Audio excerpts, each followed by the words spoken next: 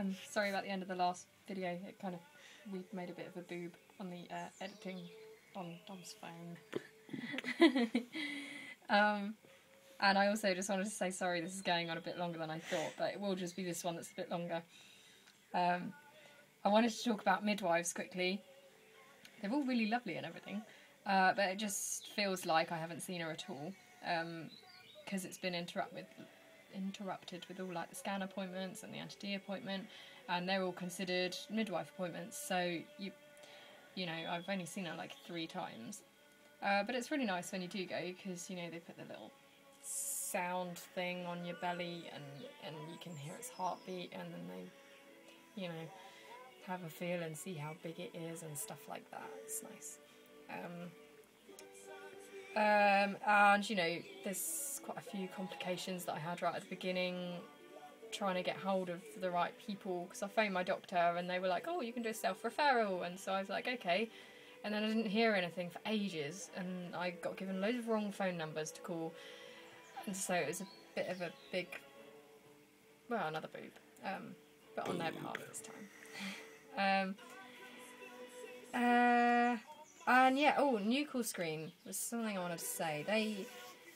When I did manage to get through to the right person, she was like, oh, so you want to have your baby with us? I was like, well, yeah, I don't know who you are, but I'm assuming you're the right person. And then she said, I'll just take a few details. And then after that, she said, do you want a nuchal screen? So I said, well, what's that? She said, it's to find out if the baby's Down syndrome. And I was like, well, you know, why would that make a difference? You know, I wouldn't get rid of it if it was Down syndrome. She was like, well, no, it's so that you could be prepared and blah, blah, blah. I was like, okay, well, fair enough, we'll go for it. And then at my booking appointment, which was like 3 weeks later, well, no, more than that, 4 or 5 weeks later, they gave me this leaflet about all the scans that you can have and how you're supposed to make, you know, informed decisions on whether you're going to have them or not.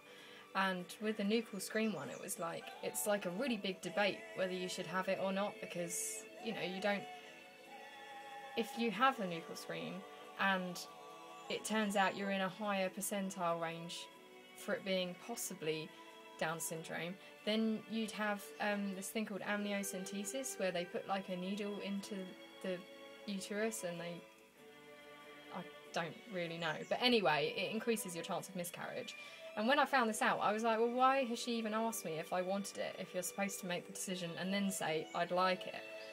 So when my booking appointment came, I said to them, well, you know, I don't really know what's going on there. And they said they shouldn't have even offered it to you anyway, because they usually only offer it to women over 30 or in like a higher, words have gone again, higher something. Risk, thank you. Yeah, higher risk category, like if you smoke or you drink heavily or, you know, things like that. So yeah, she changed it into a normal scan for me, which was nice of her. And I kept the same date and the same time, so that was all really easy. Yeah, and expect lots of blood tests. You have your 12-week bloods, which is your booking appointment bloods, and then, or 10-week, whenever it is, and then you have them again at 28 weeks. Yeah, when I went for my anti-D injection, they were supposed to check my thyroid levels as well, and I gave them the thing saying, you've got to check my thyroid levels as well. So she did my bloods, and she took 2 vials, and I thought, oh great, she's done the thyroid as well. And then I went out, and they were like, oh, she's done the thyroid, and I was like, well, she took 2. And they were like, no, she didn't do it. So I had a cotton wool swab on this elbow for the 2 bloods, and then I had cotton wool swab on this elbow from my thyroid, and then I had more cotton wool up there for my anti-D, because that wouldn't stop bleeding. So I kind of walked out of there like a bit of a cotton wool monster. That was kind of funny to my little sister who was watching. The last couple of things I wanted to talk about were, I don't know if you thought much about a birth plan. The most important thing is to not listen to other people, just do whatever you want to do. Because that's one thing that's doing my head in, is people coming up to me and saying, you know, you don't need to do a birth plan. And it's like, well, I can do one if I want to, though. It's not really up to you. And then I've had other people saying, oh yes, you must do one because it's really important the midwives know what's going on and blah, blah, blah, blah, blah. So I'm like, okay, well, this is my kind of plan to keep both of you happy, okay? Yeah, so do what you want to do. That's That's the most important thing. And we've got antenatal workshop coming up in a couple of weeks on a Sunday. It's a really good idea, actually. You take your packed lunch and you stay from like 9 till 4, and you just do everything in one day. And I think that's really good because, you know, Dom's free on that day, which is amazing. And so we'll get to do that together. Whereas if it was sort of once a week, he probably wouldn't be able to make all of the classes.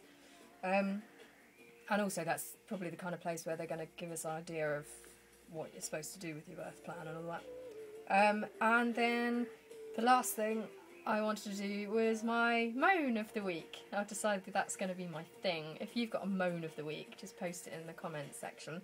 And I'll like pick out the best ones. And they're probably all going to be pretty much the same.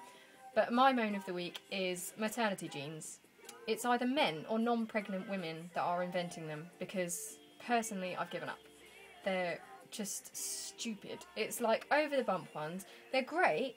They, you know, the elastic sits on top of your bump, but the button isn't adjustable.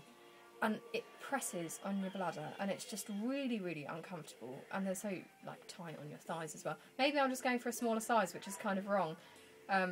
But the bigger size was, like, wouldn't stay on my hips. So it was just really frustrating. And then I've got another pair which are, like, the elasticated at the pockets. And that's all very well, but then they just fall down. Because you pull them up, and so you have to undo the elastic a bit. And so they just fall down, if that makes any sense. And then I've got another pair, which are, they've got like these little zipper things on, and they're like 70 quid brand new, and I got them for 99p off eBay, which is great, so that's fine.